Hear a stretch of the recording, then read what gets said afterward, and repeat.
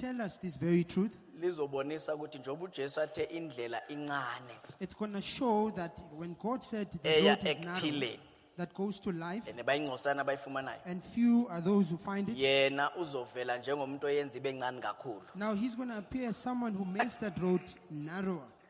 Right, qhubeka-ke. In this, it will be considered perhaps that the vision I received is at fault and therefore somewhat misleads. But on its behalf, I may suggest that as heaven is, as the Negro said, a mighty big place, it may be only some special part of the vast continent of the blessedness that it refers to. In my vision, I thought that so far as the world was concerned, prayer was answered in regard to me. For I had neither poverty nor riches. All my wants were supplied, and I had leisure and friends and a home and all that was necessary to make me happy. Then also I thought that I was a Christian. Most of my close friends professed me to be the same. We visited together at each other's homes, joined in amusements, business, politics, and many other things. In short, we bought and sold and married and acted as though the world were going in and lasting forever.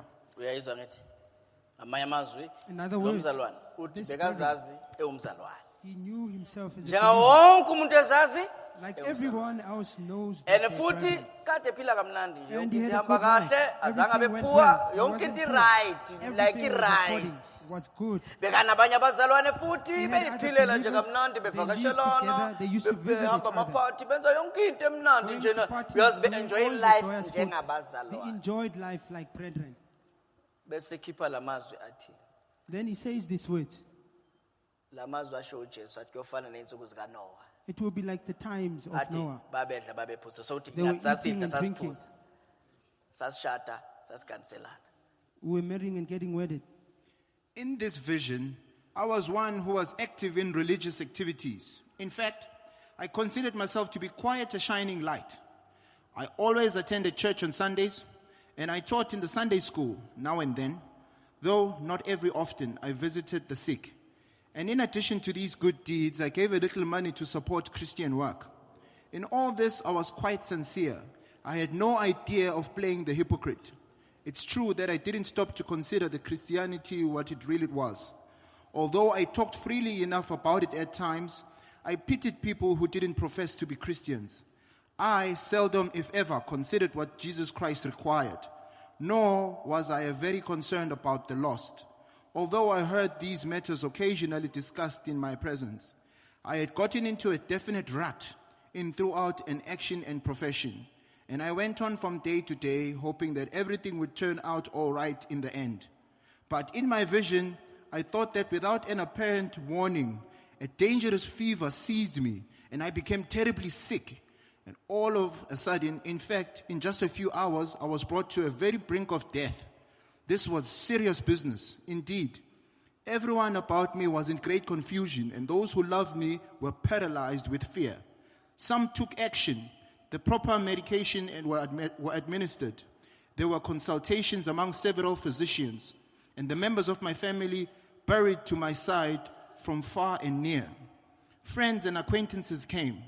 I was given the best medical care possible, but all proved in vain. right usayilandela Are you still umzalwane following? lo embonweni In his vision, uyazibona phila kahle He sees yonke himself into living attend well, isonto attending church, isikhathi some other ufundisa times, Sunday school konke a kuhamba teacher of kahle Sunday school. engqondweni Everything yakhe is going on. akufika ukuthi in his hey mind, lento le ngeke ikuncede ekugcineni it doesn't come that this won't help you at the end. kodwa uzitshelile ukuthi hayi ngumzalwane oright But he's told himself, I'm a Right. good servant. kodwa izinto ezihambisana naloku uJesu akufunayo But things that according Uyazi to ukuthi what Jesus akazenzi. wants, he knows he's not doing. umbono uyazibona nangu This is a vision. He sees himself. ekugcineni so uyagula At the end, he comes Embonweni, to be uyagula. sick. In his vision, he mayehlelwa becomes sick. isifo When he comes sick, tholakala ukuthi siyamphuthuma vele then it samuntu becomes ifiva severe. yambamba The fever got him. qhubeka sizwe ke I could feel that the medicines were not helping, and yet I didn't feel anything very much. I don't know whether this was because of the suddenness of the sickness or the deadening character of the narcotics which the physicians gave me. But strangely enough, I seemed to be the least disturbed person in the place. I felt as though I were in a dream. I knew I was ill, dangerously ill, because a relative had insisted on my being informed of my real condition, and yet I was not disturbed about the fact. I thought I would recover. Most people do, I suppose, until the hand of death is actually upon them. And if I did not recover, I had no reason to be terribly concerned, because wasn't I a Christian? Hadn't I been converted? Didn't I believe the Bible?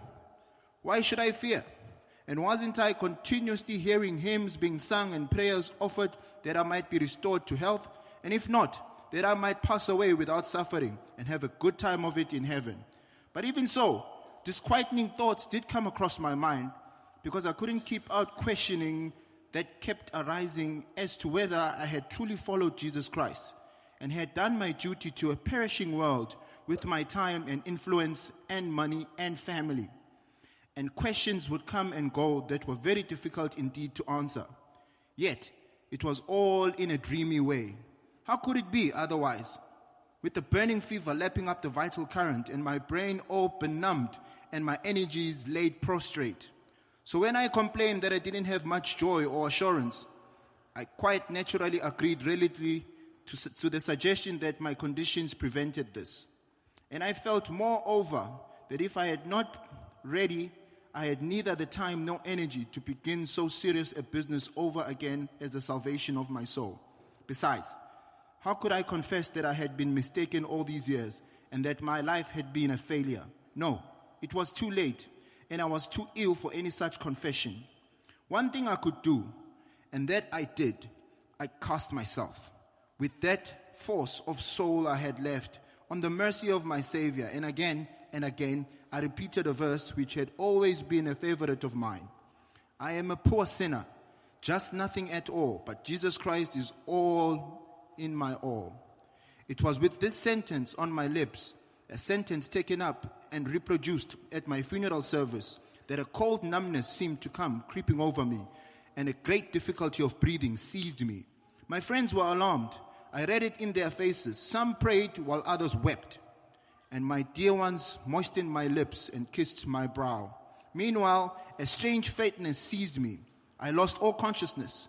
My next sensation was altogether beyond description. It was the thrill of a new and celestial existence. I was in heaven. Seka sezulwini. He was in heaven. Uzibone gula, He saw himself sick. wangalapheka, He wasn't healed, washona. and he died. Asizwe ke ngale. After the first feeling of surprise had somewhat subsided, I looked around me and took in the situation. It was a way beyond anything of earth, positively delightful. And yet, some of the more beautiful scenes and sounds and feelings of the world I had just left appeared to be repeated in my new experience in an enchanting fashion. Still, no human eyes have ever beheld such perfection, such beauty. No earthly ear ever heard such music.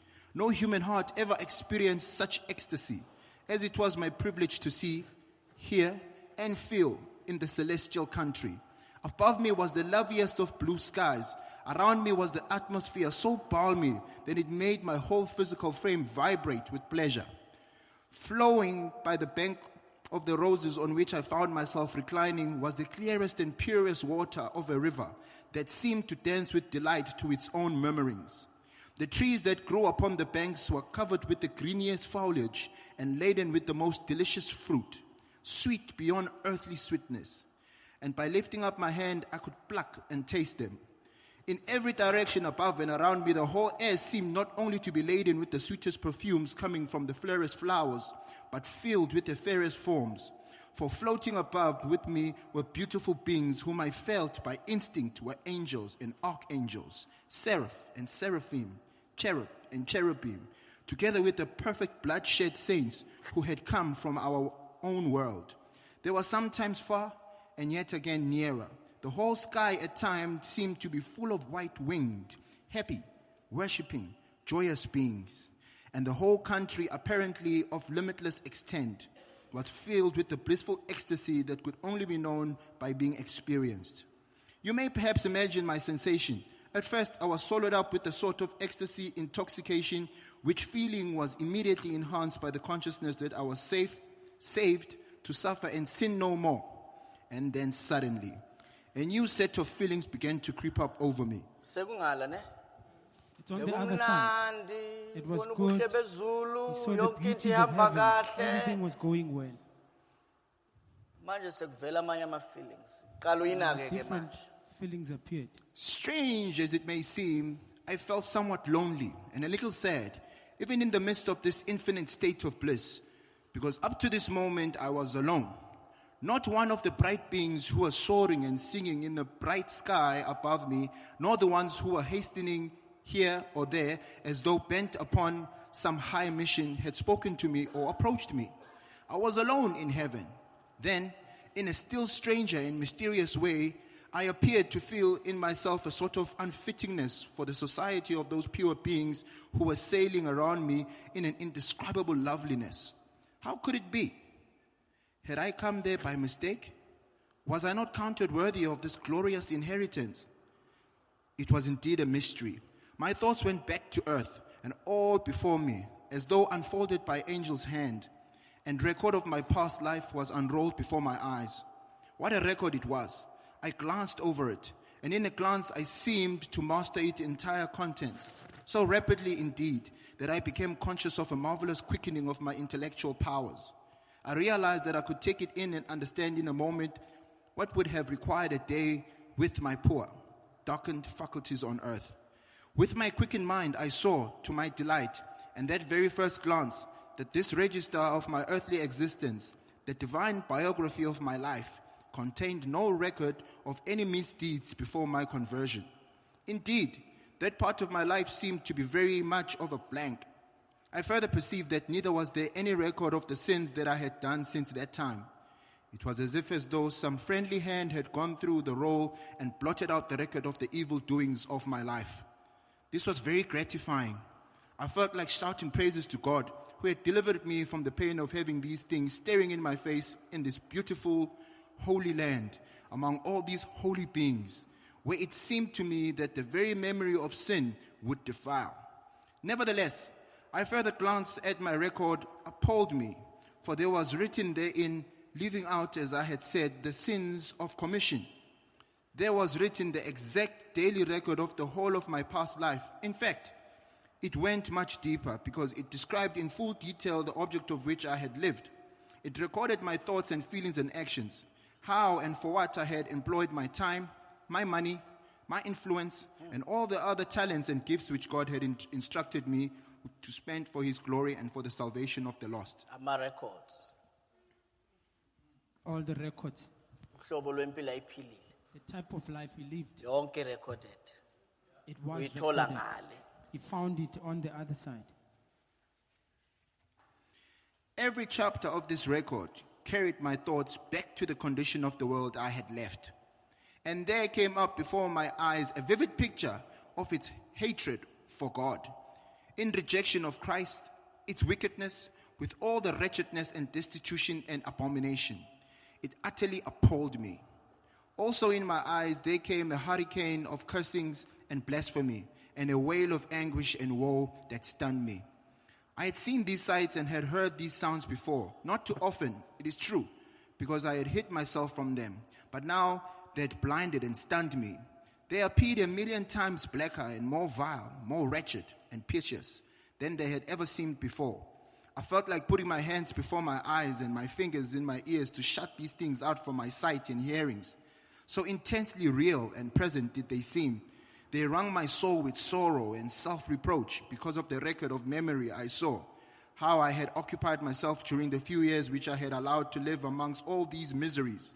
After Jesus Christ had called me to be his soldier, I was reminded how, instead of fighting his battles, instead of saving souls by bringing them to his feet, and so preparing them for admission into this lovely place, I had been, on the contrary, intent on earthly things, selfishly seeking my own, spending my life in practical unbelief, disloyalty, and disobedience. I felt sick at heart. Oh, if that moment I could have crept out of the land of pure delight, about which I had sung so much in the past, I could have gone back to the world of darkness.